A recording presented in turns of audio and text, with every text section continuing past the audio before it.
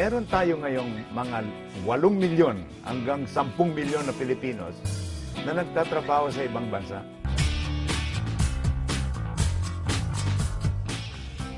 At itong ating sektor na ito ay nagpapapasok sa ating ekonomiya ng 17 bilyon US dollars.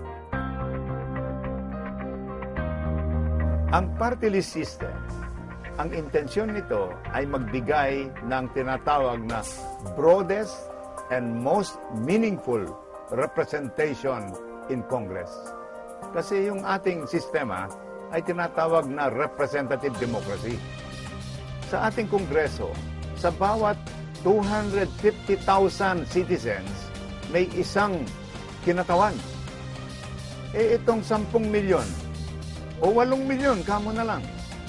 Ilan ang kanilang kinatawan sa Kongreso? Wala. Kailangan po pag-aralan natin muli ang lahat ng mga batas na tumutugon dito sa mga overseas Filipinos. Ito pong Migrant Workers Act natin. 15 taon po ito. Kailangan po repasuhin.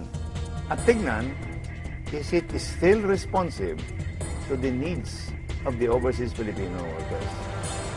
Natutugunan po ba ng lahat ng mga kawani ng gobyerno ang pangangailangan? Sapat po ba ang ginagawa natin ngayon? At yung mga kailangan gawin natin, ito po ba'y nagagawa lahat? So, meron pong kailangan na oversight functions dito. Hindi naman natin po sinasabing dapat magtrabaho ang Pilipino abroad. Pero transnational, ika nga, ang paghahanap ng hanap buhay. We have to become competitive. Hindi naman po pwedeng yung mga school standards natin, ganun na lamang. Kawawa po yung mga ibang nag-a-apply ng trabaho. Yung ating kabuhayan. There must be a coordinated effort, ika nga, by all agencies and all non-government agencies na kung pwede, huwag magkatunggali ang mga recruiters at saka yung mga ating mga possible employees.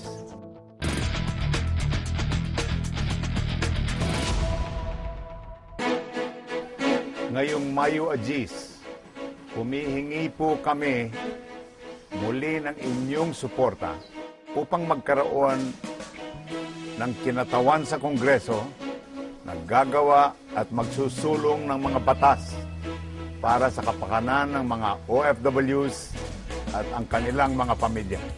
Ang mga issue at suliranin ng mga OFWs, katulad ng pangangailangan ng proteksyon, sapat na edukasyon at kabuhayan, ay mga issue at suliranin din ng mga mamamayang Pilipino. Ang inyong suporta para sa Apoy Party List ay di lamang suporta para sa mga OFWs, kung hindi suporta na rin para sa mga mamamayang Pilipino at suporta para sa kinabukasan ng ating bansa. Huwag kalimutan, isa lamang ang mamarkahan sa balota. Number 101, Apoy Party List.